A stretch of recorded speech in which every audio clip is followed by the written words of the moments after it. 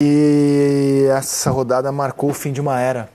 Gabigol, um dos maiores jogadores da história do Flamengo, fez a sua última dança ontem no Maracanã.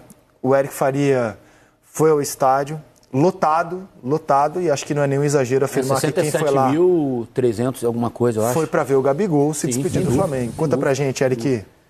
Foi um jogo assim... O jogo em si ficou em segundo plano, né? Porque acabou a questão do Gabriel chamando muita atenção.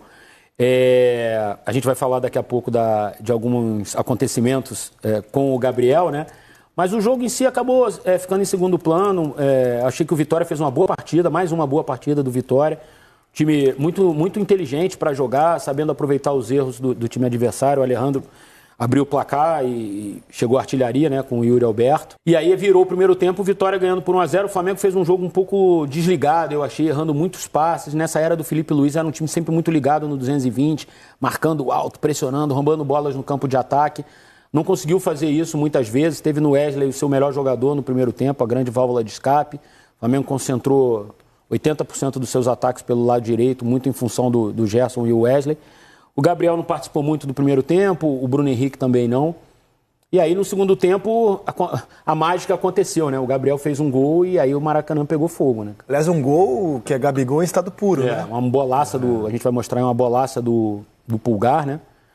E aí a mágica aconteceu. E aí, quando você imaginava que aquilo tudo ia pegar fogo, o Vitória foi lá e deu uma outra estocada num erro assim de passe do De La Cruz também. Eu achei o Flamengo um pouco desligado, é isso que eu estou dizendo. Assim. Foi um passe meio morto assim, para o Léo Ortiz. O Léo Ortiz não conseguiu chegar na bola, o Janderson tomou a bola e fez o gol. O passe o passe do Pulgar foi muito bonito, né?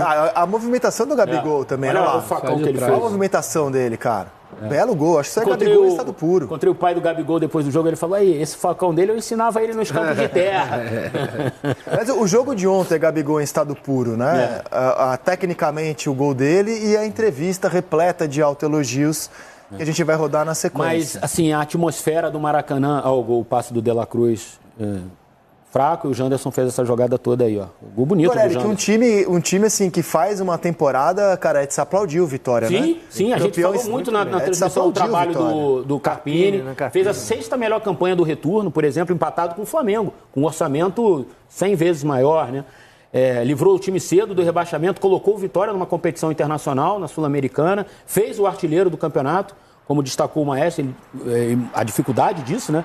De um time com menos investimento ter o artilheiro do campeonato, como foi o Alejandro. Campeão estadual em cima do rival. De um time com muito mais investimento, que é o Bahia. Ainda era o Léo Condé, né, no Campeonato Baiano. Né? Sim, mas que ano do Vitória, um baita ano do Vitória. Sim, sem dúvida. Um baita ano do Vitória. O que eu ia falar da atmosfera, Rezé, eu achei que ontem ficou muito claro como a torcida do Flamengo ama esse cara aí, cara.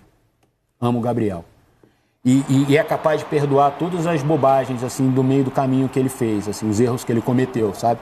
O torcedor do Flamengo estava em êxtase por ver o Gabriel, estava lá para ver o Gabriel, e o Gabriel deixou muito claro que ele rompeu com essa diretoria, a exceção foi o Marcos Braz, o restante da diretoria ele rompeu.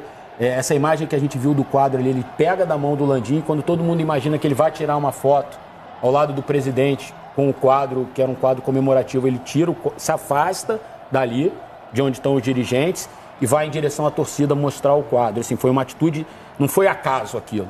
Claramente, ele estava demonstrando para um Maracanã inteiro que essa relação já tinha acabado, dele com a diretoria do Flamengo. E eu tiro o Marcos Braz dessa, porque no fim do jogo, ele fala, eu e esse cara aqui, a gente tem um segredo, e dá um abraço no Marcos Braz, e a câmera até mostra, no final da entrevista do Gabriel para o Rafael De Angeli. Então, aconteceu um rompimento claro com parte da diretoria do Flamengo e ele quis deixar claro. Mas a torcida, cara, assim, a torcida ama ele. Mas não podia ser diferente, né? A passagem dele, né, nesses 6 anos, né? Sim. De 19 até agora. Quer dizer, é absurdamente positiva em todos os sentidos. Se conectou com a torcida de um jeito incrível. 161 gols. O jeito Gabriel de ser, ele se identifica demais, principalmente com a garotada, né? A comemoração dele, aquela coisa da plaquinha. E, cara, assim, ninguém faz gol em 2 Libertadores e passa despercebido. E é por isso que, olhando de fora, e é óbvio que é fácil a minha situação, né? Tô olhando de fora, não sou parte envolvida, mas é a minha profissão, né? Eu estou aqui para analisar.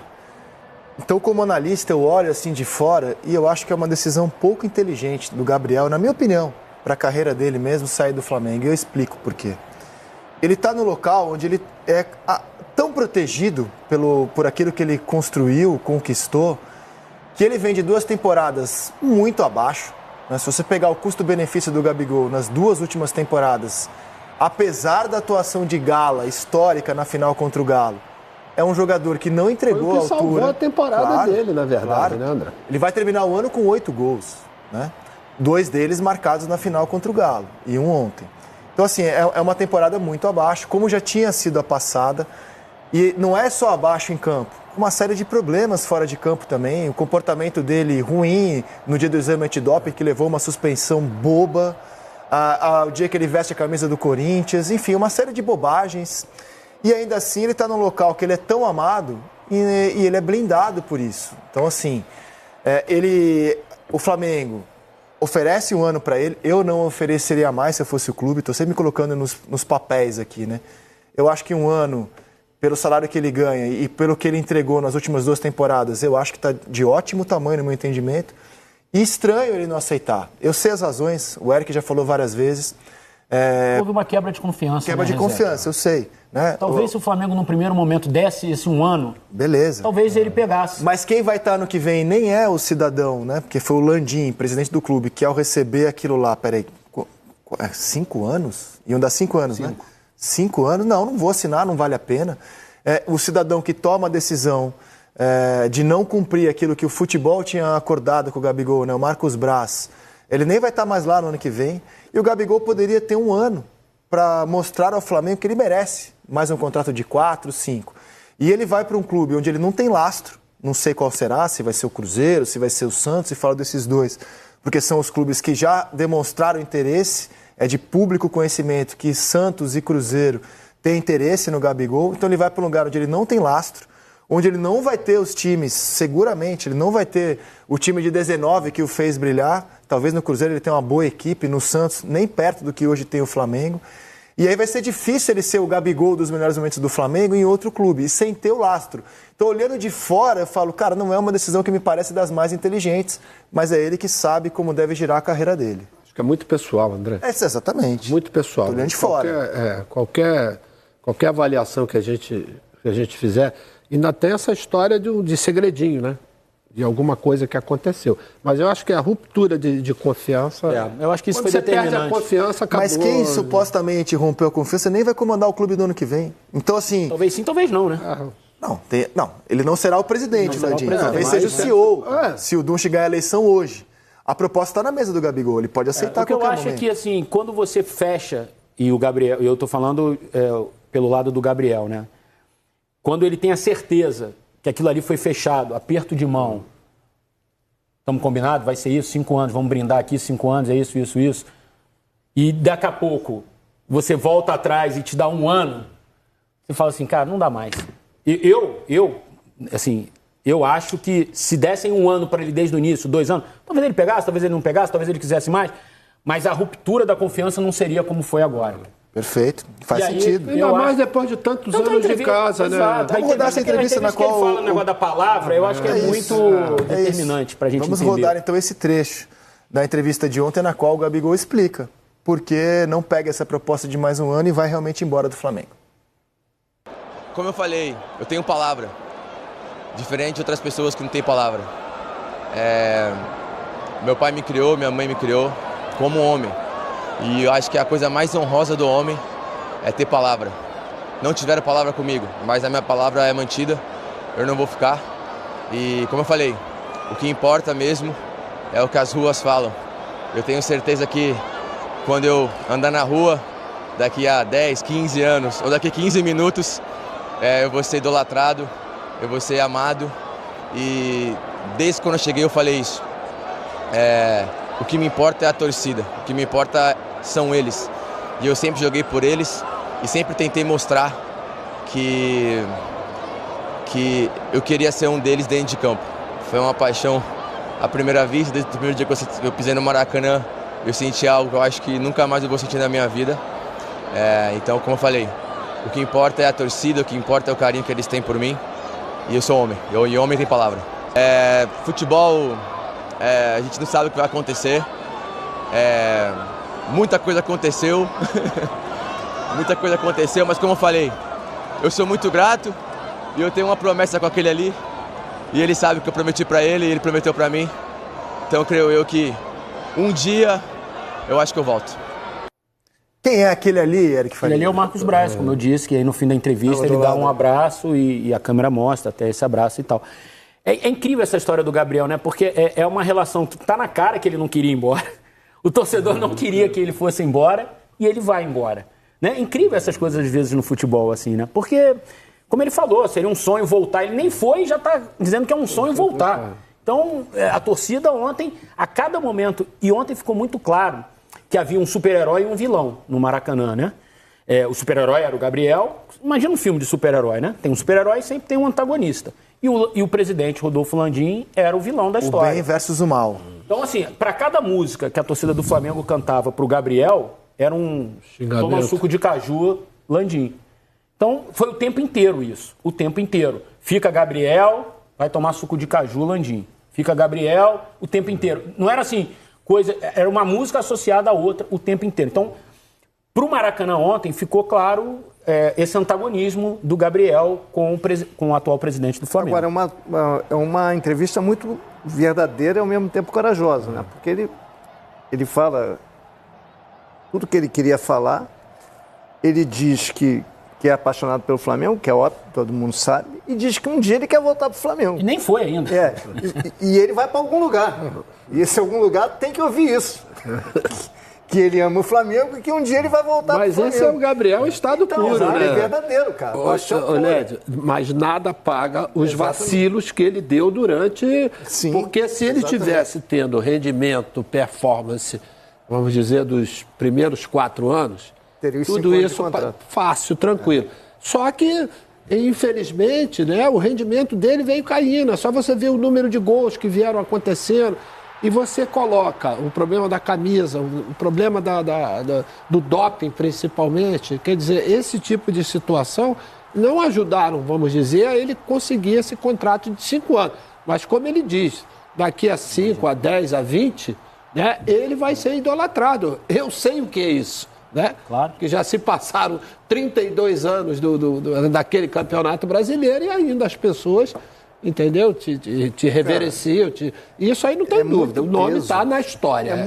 Tem uma leitura sobre ontem, que é assim, eu achei que o Gabriel fosse se emocionar mais ontem com tudo aquilo que foi feito pela torcida para ele. Mas está meio amargo, né? É isso aí. Eu acho que o coração dele ainda está com raiva.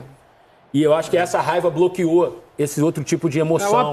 É uma pena, né? Eu acho que ele não conseguiu desfrutar do dia de ontem como ele deveria, por conta desse bloqueio causado pela raiva, pela mágoa que ele está, por ter na cabeça dele essa quebra de confiança que houve. Mas, sinceramente, a festa era dele ontem. Eu acho que ele tinha que passar por cima de tudo que aconteceu. Eu achei que ele fosse desfrutar mais, sabe? Ele foi muito respeitoso e carinhoso com o torcedor. Acabou o jogo, ele deu uma volta olímpica inteira, completa, falando com todo mundo, saudou todo mundo.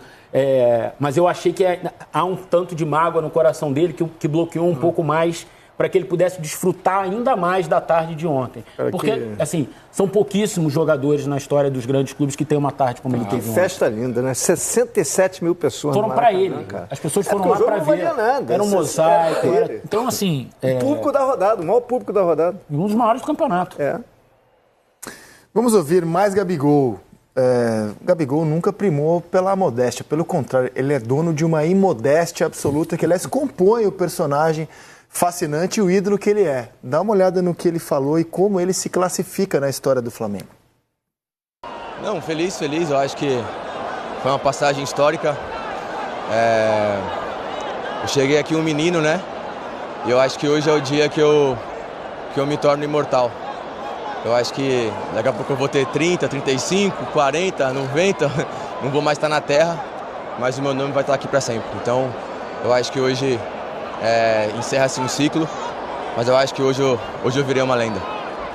Mas é claro que foi um momento especial para mim, jogar o último jogo aqui no Maracanã, fazer gol. Então, é um momento especial para mim, para minha família. Eu amo muito esse clube, amo muito o Rio de Janeiro. Como eu falei, me torno uma lenda hoje, me torno imortal. Agora é só aproveitar mesmo o que aconteceu aqui, com a minha família em casa. E quando olhar para trás vai ser sempre um sentimento de muita alegria. É divertido, cara. É divertido. Temos uma lenda aqui na mesa, né? É um personagem divertido, cara. Imortal só Arthur Antunes Coimbra. Vai.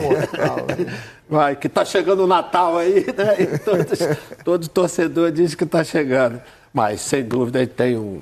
É um herói, né? Eu acho que o Gabriel é o maior ídolo da história do Flamengo de carne e osso.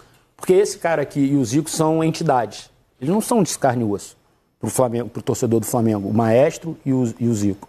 São coisas muito em outra dimensão. E o Gabriel é o ídolo de carne e osso, que erra, que acerta, que faz gol, que bota a camisa do Corinthians, que atrapalha o doping, que é suspenso. Sabe? É um cara, assim, é muito mundano, o Gabriel.